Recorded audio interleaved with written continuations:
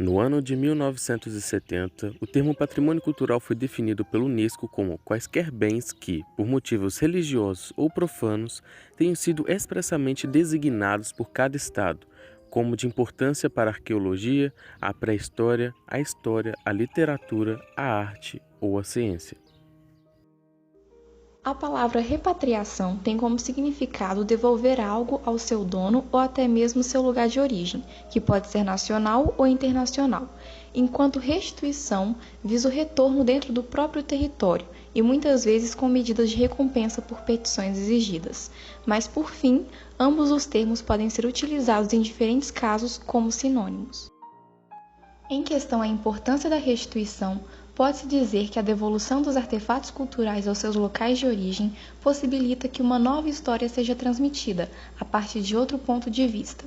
Facilita também que a comunidade tenha acesso aos seus próprios bens culturais, pois na maioria das vezes as pessoas não possuem condições para viagens e expedições em grandes museus europeus ou estadunidenses.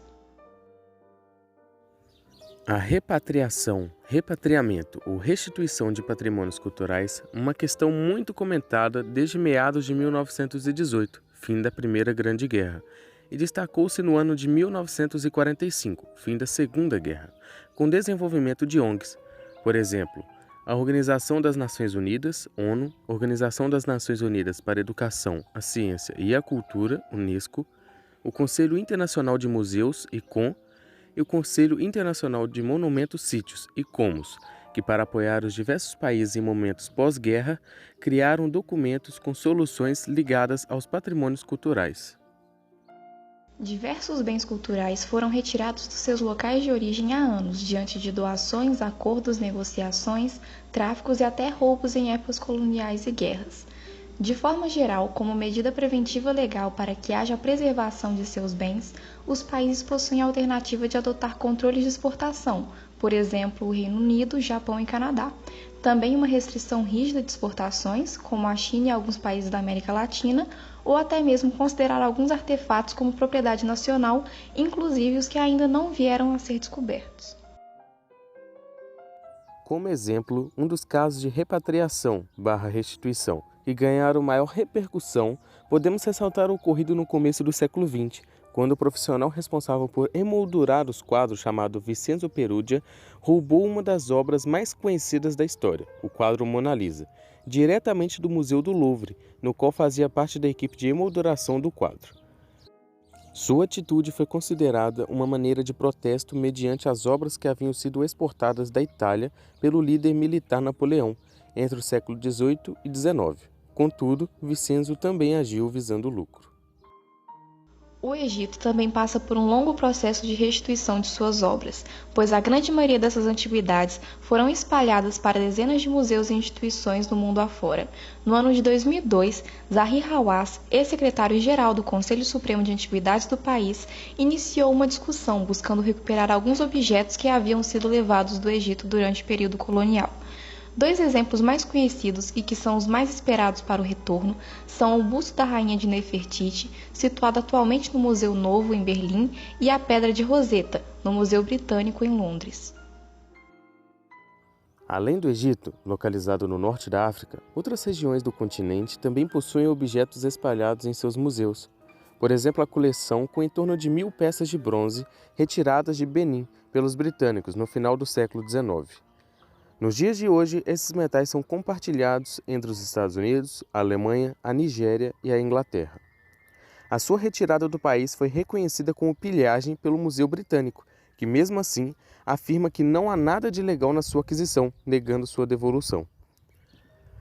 Em casos como esse, o processo de restituição é mais complicado por conta do contexto colonial dos objetos que deixaram o território de origem, devido à falta de documentos comprobatórios da entrada e saída do objeto. No Brasil, são poucas as iniciativas sobre a repatriação de bens culturais, porém alguns exemplos podem ser retomados para pensar as relações que envolvem a sociedade e os bens culturais, especialmente em relação à cultura material dos povos indígenas. Podemos destacar como um dos casos de pedido de repatriação com maior reconhecimento o manto tupinambá, um objeto sagrado dessa etnia que já pode ser considerada extinta.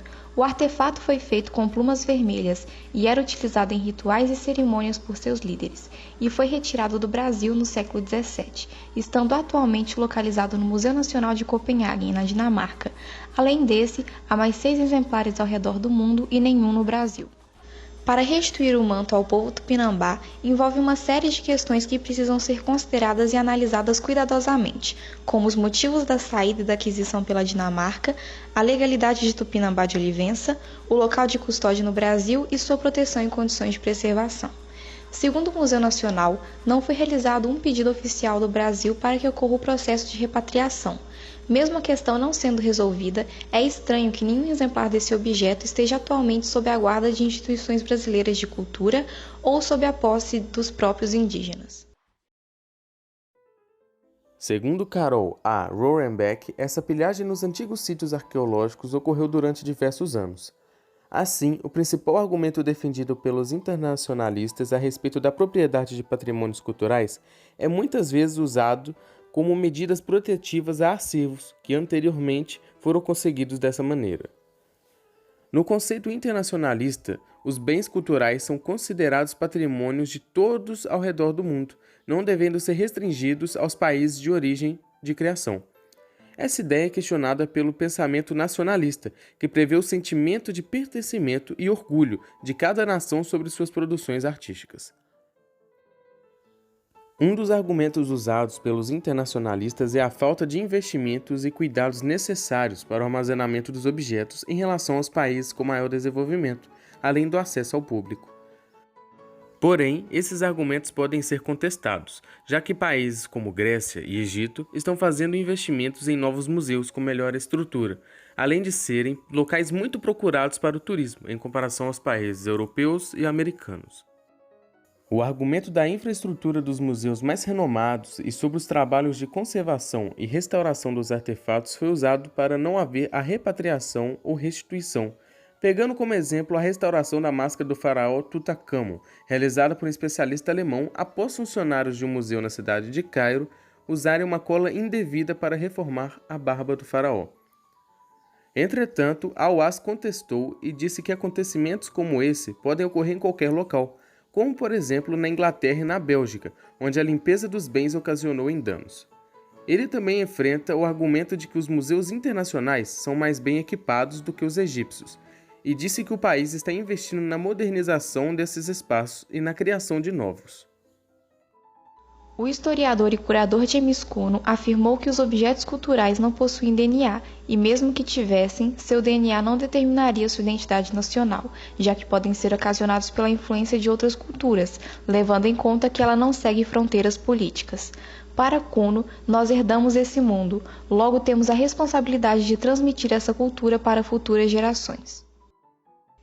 Em oposição ao nacionalismo, James Cuno afirma que a única semelhança entre os povos antigos e os modernos de determinado país é a partilha do mesmo território. Com isso, as instituições culturais desses locais não devem levar em conta a origem de um artefato para validar a repatriação dos mesmos. Depois de apresentar sua opinião, Cuno ressaltou que não tem o propósito de privilegiar as instituições mais desenvolvidas e que os museus enciclopédicos estão concentrados no mundo desenvolvido, o que daria mais visibilidade para as obras. Porém, muitos visitantes vão a esses museus e admiram as obras, mas raramente se perguntam como elas chegaram lá. Isso porque essas informações quase nunca estão disponíveis na exposição. Após o período colonial, muitos bens culturais permaneceram circulando pelo país de forma ilegal, através do comércio, que pode ser encontrado facilmente na internet. Geralmente esses artefatos são vendidos a baixo custo, pois na maioria das vezes os vendedores buscam o lucro, descartando o valor desses objetos na sociedade. Com o objetivo de reduzir esses casos, o ICON desenvolveu no ano de 2000 a Red List, lista vermelha, que possui diversas informações sobre os objetos e quais possuem maiores chances de serem roubados ou exportados de forma ilegal.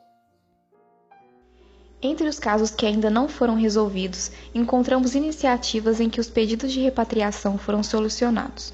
Em 1983, a Itália devolveu ao Equador mais de 10.000 artefatos do período pré-colombiano, após 7 anos de discussões.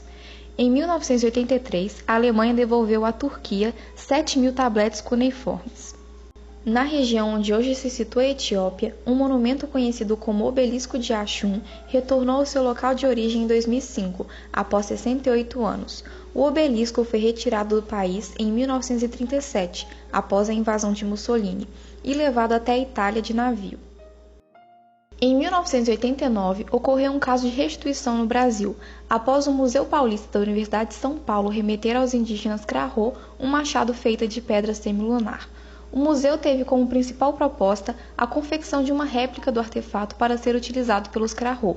Os indígenas aceitaram, desde que o objeto original voltasse para a aldeia, o que não foi aceito pela instituição.